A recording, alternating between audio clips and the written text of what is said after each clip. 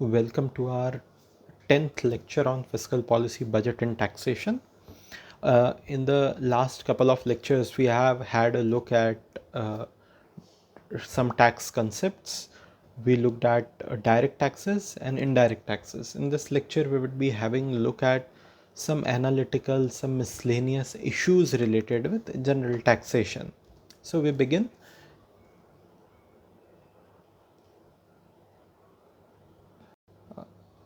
From where we left off, that is tax to GDP ratio. What is tax to GDP? Divide, it is a simple divisional term. Whatever is your total tax collection, whole divided by what is your total GDP. For the developed countries, जो अमीर देश हैं, वहाँ पर अगर देखें तो जो टैक्स टू जीडीपी रेशो है वो आमतौर पर 25-26% के आसपास आता है. इंडिया के केस में tax divided by GDP ratio is hovering in the range of 10 to 12%. How? Suppose we have seen, just remember that we have seen India's total tax collection, that is somewhere around 28 lakhs, 28 to 29 lakhs gross revenue receipts. अब भारत की GDP लगभग 250 लाख करोड़, तो ये 28 लाख करोड़ 250 लाख करोड़ का लगभग 10% से थोड़ा कुछ ज़्यादा है. That's why India's tax to GDP ratio is about 10%, close about 10%. Or compared to developed countries, this ratio is very low. A graph you might be able to see over the years. 2011 से भी अगर देखें तो भारत का tax to GDP ratio में कोई बहुत बड़ा बदलाव नहीं आया है. 2011-12 में लगभग 10% था. The red line which is shown in vertical, it is demarcating a specific event of demonetisation, जिसके बाद उम्मीद थी कि ब्लैक मनी कम होगा और टैक्सेशन में ज़्यादा आमदनी आना शुरू होगी, लेकिन कोई बहुत बड़ा इम्प्रूवमेंट नज़र नहीं आया. डेटा देखे तो 11 से 12% तक हम कुछ थोड़े वक्त के लिए पहुँचे. Again round about 12% we are moving around. तो भारत का टैक्स टू जीडीपी रेशो, जो कि डेवलप्ड कंट्रीज़ का 25% रहता है, भारत में 10 से 11% ही हमें नज़र आता है. तो ये ग्राफ एक ट्रेंड बता रहा है. जो सबसे टॉप मोस्ट ब्लू लाइन है, that is showing tax to GDP. Fine, moving towards next slide. So what, one more fact, just look at one more fact कि if we compare the world over कि कितने प्रतिशत लोग दुनिया की एक एक कंट्री को लेकर देखें तो उस कंट्री के कितने प्रतिशत वोटर्स, क्योंकि ज़्यादा सही होगा कि हम वोटर्स से कंपेयर करें कि कितने वोटर्स टैक्स भरते हैं. Those who are not voters means those who are generally below 18, उनका टैक्स भरना या ना भरना should not be taken into consideration. That's why सिर्फ हम जो कंपैरिजन कर रहे हैं वो देशों के वोटर्स का कर रहे हैं कि कितने प्रतिशत वोटर्स एक्चुअली पे टैक्सेस. तो अगर नॉर्वे यहाँ ग्राफ में you might be able to see, Norway की बात करें तो वहाँ 100% voters pay their taxes. And yes, here by taxes I mean direct tax, क्योंकि इनडायरेक्ट टैक्स तो लगभग हर कोई ही पे करता है. Whenever you purchase a water bottle, Bisleri, purchase Parle G, you pay some indirect taxes. But here we are talking about direct taxes. Norway में 100% voters direct tax मतलब इनकम टैक्स पे करते हैं. स्वीडन में again close to 99%. Red line point कर रही है. In India, barely 4% of voters pay income tax. Means remaining 96% of the voters do not pay any income tax. This is one of the reason why India's tax to GDP ratio is stagnant. लगभग एक रुका हुआ सा है 10 से 12% के बीच. और इसी कारण से भारत की fiscal capacity is also not able to increase much. Fiscal capacity, वापस प्रीवियस स्लाइड पे जा रहा हूँ, कि बिना उधारी लिए एक सरकार कितना पैसा कमा सकती है. हमने लास्ट लेक्चर्स में देखा है सरकार की कमाई या तो उधारी से हो सकती है या बिना उधारी लिए. बिना उधारी लिए जैसे टैक्सेस, जिसका सबसे बड़ा सोर्स होता है कमाई का. तो फिस्कल कैपेसिटी भी इसलिए इंडिया की ज़्यादा इंक्रीज़ होती नज़र नहीं आ रही है। क्यों? क्योंकि tax collection with respect to GDP is almost stagnant at 10 to 12% of GDP. Moving forward now, और उसका पहला कारण हमने देखा कि why this tax to GDP ratio is stagnant. पहला कारण है कि barely 4% of voters actually pay income tax. Moving forward towards next slide. What are the reasons for low tax to GDP ratio? सबसे पहला कि सिविक सेंस की कमी, people are not much inclined, they don't consider it as their duty to pay taxes. दूसरा कारण poverty, अगर गरीबी होगी, पर कैपिटा इनकम ही कम है तो वो टैक्सेशन के स्लैब में आएंगे ही नहीं, इसीलिए they are not paying taxes. तो maybe by the data it appears majority of the Indians do not earn more than 5 lakh rupees per year, that's why they do not pay income tax, क्योंकि income tax पे करने के लिए minimum earning 5 lakh per year required है। जिन लोगों के पास income है, कुछ ही लोग हैं which are earning at very high level, they are using some loopholes in law, they are evading the taxes or avoiding the taxes, दोनों टर्म अलग हैं। इवेड करना मतलब इलीगल तरीके से टैक्स ना भरना, और टैक्स को अवॉइड करना मतलब जो टैक्स के कानून में लूप होल्स हैं, जो कमियां रह गई हैं, उनका इस्तेमाल करके अपना टैक्स बचा लेना। तो probably those who are earning high enough are misusing the laws, tax laws and evading और avoiding the taxes.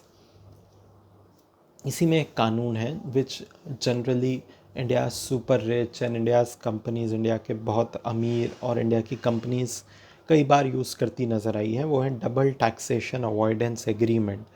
Companies have use this law and at times avoided paying tax in India. ये क्या है DTA? Towards the end of this lecture we will look into it. पांचवा reason कि क्यों भारत में tax to GDP ratio stagnant है, India had impose previously some paper taxes. Paper taxes मतलब सिर्फ कागज़ों पर वो टैक्स थे और कभी लोगों ने उन टैक्स को पे नहीं करा, जैसे वेल्थ टैक्स। वेल्थ टैक्स मतलब आपकी प्रॉपर्टी कितनी है, ये बात नहीं कि आपकी कमाई कितनी है, आपकी प्रॉपर्टी कितनी है, आपको कुछ अधिक मूल्य का गिफ्ट मिला है क्या, आपका एस्टेट है क्या, जैसे चाय बागान, तो इसके आधार पर आपसे लीगल तौर पे टैक्सेशन की लाइबिलिटी आप पर बनती थी। लेकिन इस चीज़ को कैलकुलेट करना इतना मुश्किल था कि income tax department was not able to collect much taxes from wealth tax, estate duty और गिफ्ट टैक्स। एंड चूँकि जितना अमाउंट का टैक्स आ रहा था, इससे इतना कठिन है इसे कैलकुलेट करना, तो जितने अमाउंट का टैक्स आ रहा था उससे कहीं ज़्यादा इनकम टैक्स डिपार्टमेंट के खर्चे हो जाते थे मैन पावर में, कोर्ट केसेस में, तो अब इन टैक्सेस को बंद कर दिया गया है। तो एक और रीज़न क्यों भारत का टैक्स टू GDP रेशो कम है, क्योंकि आपके यहाँ पर कुछ टैक्सेस ऐसे थे जो सिर्फ कागजी शेर थे, देवर पेपर टाइगर्स, सिर्फ कागज़ों पर वो टैक्स लेवी होते थे। Sixth reason why India has a low tax to GDP ratio is India is largely a cash based economy. हम हमारे 90% तक ट्रांजैक्शन कैश में करते हैं। नाउ अगर कैश में ट्रांजैक्शन हो रहा है, अगर कैश में ही आप से घर बना रहे हैं तो सीमेंट वाले को पे कर रहे हैं, ईंट वाले को पे कर रहे हैं, लेबर को पे कर रहे हैं, अपने गार्डनर माली को पे कर रहे हैं, घर में डोमेस्टिक हेल्प को पे कर रहे हैं, मेड्स को पे कर रहे हैं। अगर कैश में ट्रांजैक्शन होते रहेंगे तो सरकार के पास इस ट्रांजैक्शन को ट्रेल करने, इस ट्रांजैक्शन को पता करने के बहुत कम रास्ते होंगे, और जब तक ट्रांजैक्शन का पता नहीं चलेगा, लोगों की इनकम को सरकार टैक्स करने में असमर्थ रहेगी। That since India is largely a cash-based economy, it has resulted in poor tax collection. What extent we are cash-based economy, ये कोरोना के टाइम पर you can see nobody is accepting, most of the people are not accepting digital payments, even retail chains are asking for cash। तो जब तक cash में transaction रहेगा और इसके साथ दूसरे कारण भी बने रहेंगे, तब तक आप टैक्स करने योग्य ट्रांजैक्शन का पता नहीं कर सकते, and it won't lead to government promptly and aptly able to find the income, and hence poor collection of income tax. जितना पुअर कलेक्शन होगा इनकम टैक्स का, टैक्स टू जीडीपी रेशियो उतना स्थिर या कांस्टेंट रहेगा और उचित बढ़ोतरी नहीं दिखाएगा। सेवेंथ रीज़न है इलेक्शन फंडिंग। चूँकि आपको करप्शन करना है, आपको ऐसी नीतियाँ बनवानी है जो सत्ता में चुनकर आए लोग उनसे कि आपके बिजनेस पर, आपके ट्रांजैक्शंस पर, आपकी कंपनी की नीतियों के लिए विपरीत प्रभाव ना पड़े। इसीलिए often it is seen that big corporates fund politicians। जब तक पॉलिटिकल फंडिंग भारत में ओपेक रहेगी, पारदर्शी नहीं होगी, तब तक ये इसे there was a famous justice AP Shah, उसने इसे नाम दिया है, ये नेता लाला बाबू दादा नेक्सस है। What is Neta, Lala, Babu, Dada nexus? Neta means politician, Lala means businessman. They have a linkage कि Lala will say I will fund this Neta, and as and when he wins election he will return back me the favor, like slow investigation on me regarding tax matters XYZ। और दो और चीज़ें AP Shah ने कही थी, बाबू, बाबू means bureaucrat, और दादा means person having muscle power, कुंडा जिसे हम आम भाषा में कह सकते हैं। तो इनका कुछ नेक्सस ऐसा बना हुआ है कि it leads to large corruption, और जब तक ये करप्शन मिली भगत से होता रहेगा तब तक टैक्स कलेक्शन में बढ़ोतरी हो पाना बहुत मुश्किल है। Since there is a large collection और ये लार्ज करप्शन, और this corruption is driven by election funding. Business corporates keep funding their black money to political parties, all sorts of political party, कोई एक इसमें नहीं है, all sorts of political party which keep returning the favor to these business corporates, and hence poor collection of income tax. Populism, eighth कारण, populism means लोक लुभावन। कई बार राज्य सरकारें और नगरीय निकाय, लोकल बॉडीज़ लाइक नगर निगम, they do not levy enough taxation on their people, उचित मात्रा में टैक्स नहीं लगाते हैं। क्यों? क्योंकि इस बात का डर रहता है अगर उचित मात्रा में टैक्स कलेक्ट कर लिया लोगों से तो अगले चुनाव में शायद हम चुनकर ही ना आए, तो लोक लुभावन नीतियाँ अपनाते चले जाते हैं। इसका एक बहुत अच्छा एग्जाम्पल है से नगरीय निकाय, लोकल बॉडीज़, नगर निगम। इन मध्य प्रदेश एटलीस्ट जो प्रॉपर्टी पर टैक्सेशन कलेक्शन का अधिकार है, that state governments have given to नगर निगम और local bodies. Now local bodies it is seen are very very inefficient at collecting this property taxes. किस तरीके से प्रॉपर्टी टैक्स कलेक्ट कर रहे हैं? एक कोई दरोगा नगर निगम का आएगा और वो आपसे पूछेगा कि आपका घर कितने स्क्वायर फीट में बिल्ट है। मे बी 2000 स्क्वायर फीट में बिल्ट है, बट आप उसे बोल देंगे कि 1000 स्क्वायर फीट में बिल्ट है, and you will help him out in some way.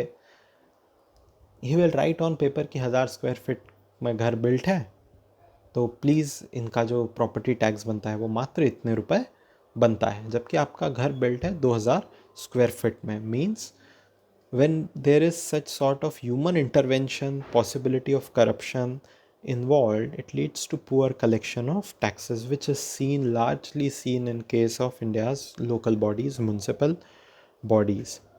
Similarly, state governments are also not much interested to collect large amount of taxes. For example, state governments have the authority to collect income tax on income arising out of agriculture.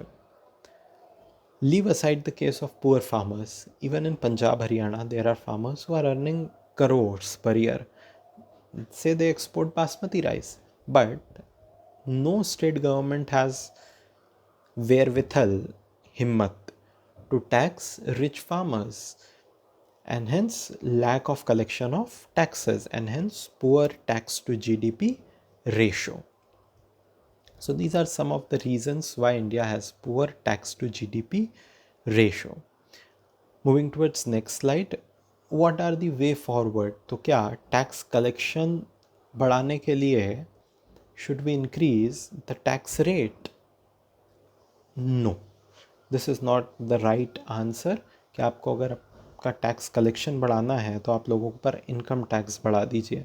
ऐसा sir Arthur Laffer कह के गए थे। क्या कहा है, will see in detail here.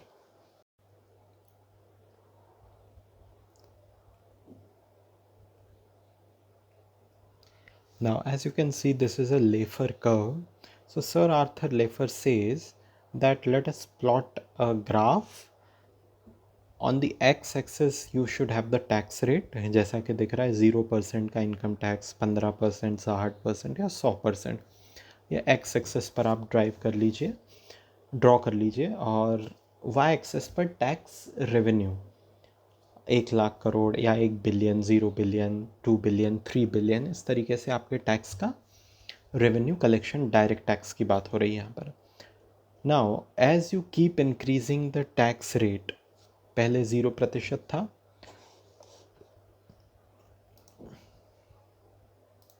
यहाँ पर 0% अगर टैक्स का रेट होगा तो जो कमाई होगी वो 0% होगी। मान लीजिए आपने इसे बढ़ाकर कर दिया इसे 10%, तो 10% पे में भी आपका टैक्स का रेवेन्यू कुछ $10 बिलियन या $20 बिलियन कलेक्ट होगा। आपको और लालच आया और आपने और टैक्स का रेट बढ़ा दिया जनता पर, 15% कर दिया, तो मे बी $20 बिलियन 10% टैक्स लगाने से आ रहे थे, 15% टैक्स लगाने से में भी $40 बिलियन की कमाई होने लग जाएगी। You become even more greedy and you start increasing the tax rate even further. You think कि टैक्स टू जीडीपी रेशो कम है तो मैं टैक्स का रेट बढ़ा देता हूँ। अब 15% से मान लीजिए बढ़ाकर आपने कर दिया 30%। नाउ अगर ये 30% आपने टैक्सेशन का रेट करा है तो इसके मान लीजिए 30% टैक्सेशन का rate you have done. 30% taxation के रेट पे उम्मीद आपको थी कि बहुत बड़ा टैक्स का रेवेन्यू कलेक्ट होगा, बट जो एक्चुअल कलेक्शन होगा, ऐसा सर आर्थर लाफर कहते हैं कि वो अब कम होने लगेगा। Why? Because general public is not stupid, they will not keep paying taxes at higher rates.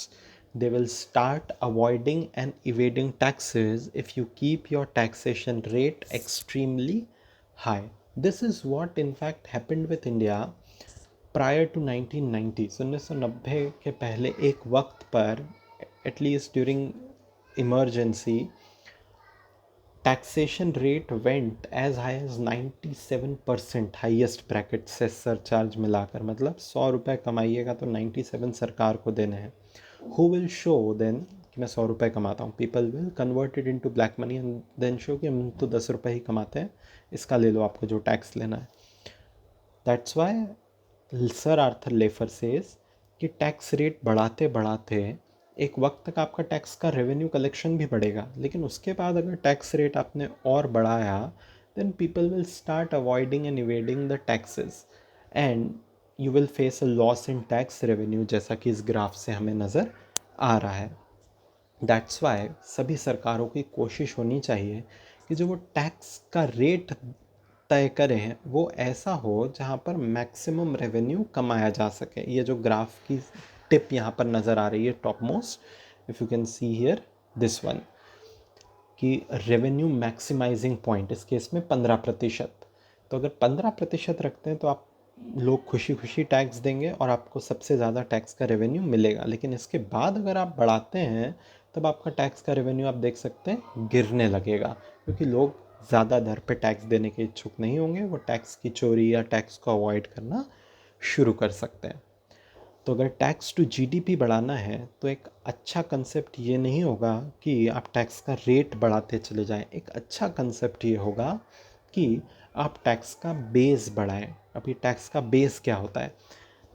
It means कि आप ज़्यादा से ज़्यादा लोगों को कवर करें कि वो टैक्स दें, लेकिन हाँ, आप ये कोशिश ना करें कि वो ज़्यादा दर पे टैक्स दें। यू शुड ट्राई कि maximum people should pay tax at a medium range of, at a medium rate of taxation. इसी चीज़ को हम इकॉनमी की टर्म्स में कहते हैं कि हमें जो हमारा टैक्स का बेस है, ये बॉटम जो है ये टैक्स का बेस है कि कितने लोग टैक्स, इनकम टैक्स पे कर रहे हैं, ये बढ़ाने की ज़रूरत है, ना कि टैक्स का रेट। ये vertical line signifies tax rate.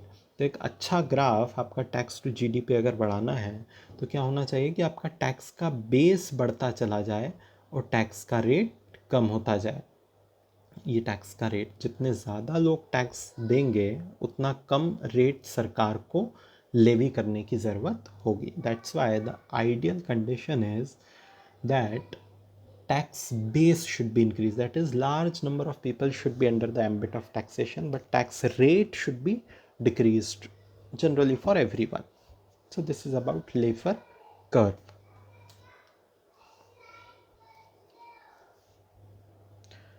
Okay, we will see two more terms, tax buoyancy and tax elasticity. अब tax buoyancy क्या है? Tax buoyancy says that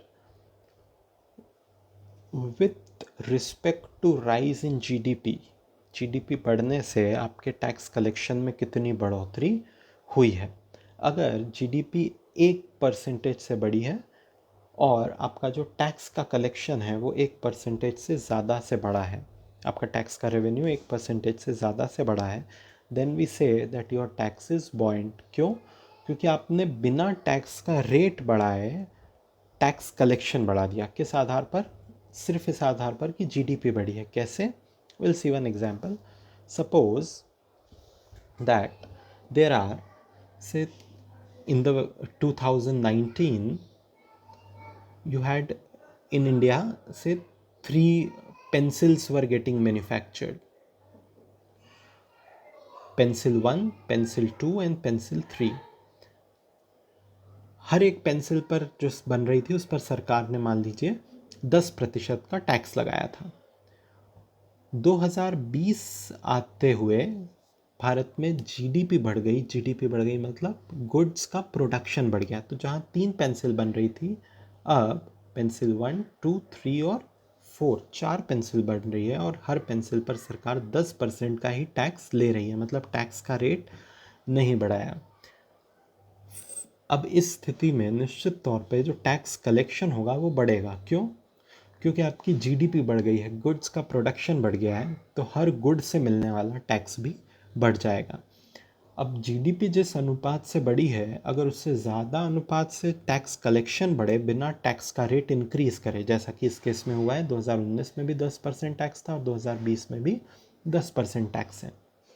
अगर ऐसा होता है तब हम बोलते हैं कि ये टैक्स का रेट या ये टैक्स का प्रकार बॉयंट है। क्यों? क्योंकि जीडीपी जितनी बढ़ रही है उससे ज़्यादा टैक्स का रेवेन्यू बढ़ रहा है बिना टैक्स का रेट इंक्रीज करें।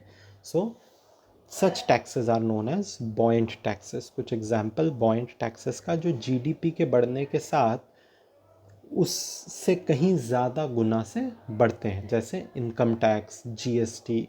या आम तौर पर देखने में आया, अगर जीडीपी कुछ प्रतिशत से बढ़ी, मान लीजिए 5% से, तो इनकम टैक्स या जीएसटी में निश्चित तौर पे 5% से ज़्यादा की बढ़ोतरी आपको नज़र आएगी। That's why these sort of taxes are known as buoyant taxes.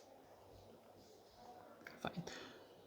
तो वहीं यहाँ पर लिखा है it is percentage change in tax revenue divided by percentage change in GDP. If it is more than 1 then tax is known as buoyant. मतलब जब numerator ज़्यादा होगा और डिनोमिनेटर कम होगा तभी ये टैक्स मोर देन 1, ये टैक्स बॉयंसी मोर देन 1 आएगी। एक दूसरा कंसेप्ट देखते हैं, टैक्स इलास्टिसिटी।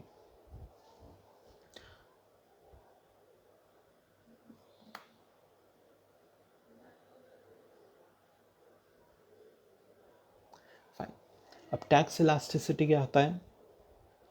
इट मेजर्स कि टैक्स का रेट बढ़ाने से, यहाँ जीडीपी का कोई लेना देना नहीं है, सिर्फ टैक्स का रेट अगर मैं 1% बढ़ाऊँ तो क्या मेरे टैक्स का कलेक्शन 1% से ज़्यादा बढ़ पाता है। इट इज़, अगर ऐसा है मतलब टैक्स का रेट जिस दर से बढ़ाया गया है उससे ज़्यादा दर से अगर टैक्स का कलेक्शन बढ़ता है तब हम बोलेंगे कि हाँ ये वाला टैक्स इलास्टिक है।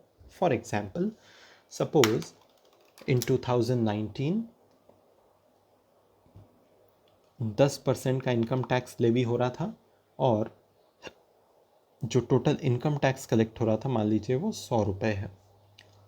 2020 में सरकार ने इनकम टैक्स की दर बढ़ाकर मान लीजिए 11% कर दी। मतलब 1% से इनकम टैक्स बढ़ा दिया।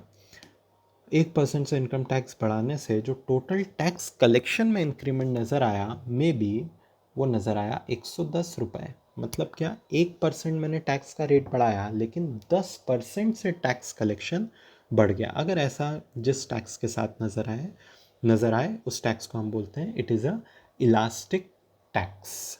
तो these are two concepts of tax buoyancy and tax elasticity. Generally, government tries to find such taxes to be levied which are buoyant enough. तो buoyant टैक्स के साथ फ़ायदा ये होता है कि बिना रेट बढ़ाए सिर्फ जीडीपी बढ़ने से सरकार का टैक्स कलेक्शन भी बढ़ने लगता है। Next is double tax. Next, अब ये जो tax to GDP ratio Bharat में एक निश्चित रेंज में नज़र आ रहा है, मात्र 10 से 12% कई सालों से, उसको दूर करने के लिए, इसके उपचार के लिए what steps have been taken, will be looking at it. First is double taxation avoidance agreement. What is it? Now what is this double taxation avoidance agreement? See, there might be a case where a citizen of one country is resident of another country. What is this concept of citizen and resident? Citizen तो होता है एक नागरिक। नागरिक जन्म से हो सकता है, रजिस्ट्रेशन से हो सकता है, XYZ। रेसिडेंट मतलब निवासी। For example, Priyanka Chopra is a citizen of India but a resident of, say, USA. That's why we might say her non-resident Indian, NRI. One more example, say Jacqueline Fernandez. She is a citizen of Sri Lanka but a resident of India. So एक resident मतलब निवासी और citizen मतलब नागरिक। Now suppose we will take the example of, say, Priyanka Chopra. She earns income in USA but she is a citizen of India. Now what should be the taxation principle levied here? अगर किसी प्रकार का कोई agreement नहीं है भारत और USA के बीच में, then what will happen? She'll end up paying income tax there as well as end up paying income tax here. And if this principle is levied on companies, say Hindustan Unilever, say Amazon India, कि Amazon India has to pay income tax in USA and has to pay income tax in India. Amazon India will think कि कोई मतलब नहीं है इस तरीके से India में आकर बिजनेस करने से, बहुत ज़्यादा टैक्सेशन लग रहा है, let us go back to US, वहीं पर बिजनेस करेंगे। तो भारत में फॉरेन इन्वेस्टमेंट कम आएगा, जॉब्स कम जनरेट होंगे, टेक्नोलॉजी इंपोर्ट कम होगा, XYZ। इस तरीके से दो जगहों पर एक ही व्यक्ति की एक ही इनकम या एक ही कंपनी की एक ही इनकम टैक्स ना हो, इसलिए governments are signing agreement known as double taxation avoidance agreement with each other. अब ये agreement to agreement डिपेंड करता है कि वो क्या स्कीम, क्या प्रोविज़न लेकर आते हैं कि एक ही इनकम दो जगहों पर टैक्स ना हो। For example, in case of India and Mauritius double taxation avoidance agreement, बहुत वक्त तक ये एग्रीमेंट था कि अगर कोई कंपनी, इंडियन कंपनी, मॉरिशस में रजिस्टर्ड होकर बिजनेस करती है और प्रॉफिट कमाती है या कैपिटल गेन करती है, हमने कल कैपिटल गेन देखा था, कुछ कैपिटल गेन कमाती है, तब इस कैपिटल के गेन पर प्रॉफिट, इस कैपिटल के गेन पर टैक्स लगाने का अधिकार सिर्फ मॉरिशस को होगा। सिमिलरली, अगर कोई मॉरिशस की कंपनी इंडिया में इस्टेब्लिश होकर कोई बिज़नेस करती है और कोई कैपिटल गेन या इनकम कमाती है, तो उस पर टैक्स लगाने का अधिकार सिर्फ इंडिया को होगा। तो इससे क्या था कि दो जगहों पर टैक्स लगने से बचाव हो रहा था और फॉरेन इन्वेस्टमेंट को बढ़ोतरी मिल रही थी। कुछ इंडियन कंपनीज मॉरिशस में जाकर बिजनेस करने को बढ़ावा दे सकती थी क्योंकि अब एक ही जगह पर टैक्स देना, और ऐसे ही कुछ मॉरिशस की कंपनीज भारत में आकर रजिस्टर्ड होने का सोच सकती थी क्योंकि सिर्फ भारत में ही टैक्स देना होगा, because of this double taxation avoidance agreement. There were India has signed various double taxation avoidance agreement with various countries. A list is displayed here. I'll just put that slide.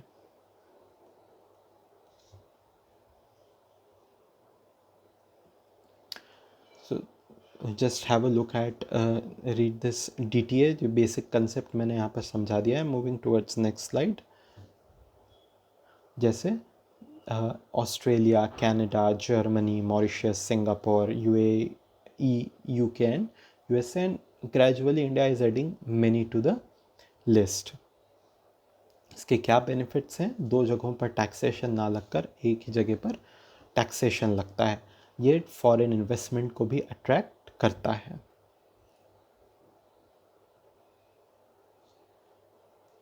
But people have started misusing it, double taxation avoidance agreement, especially large multinational companies. What is the misuse? इससे एक term associated है round tripping. So we'll be looking at round tripping in our next lecture. Thank you.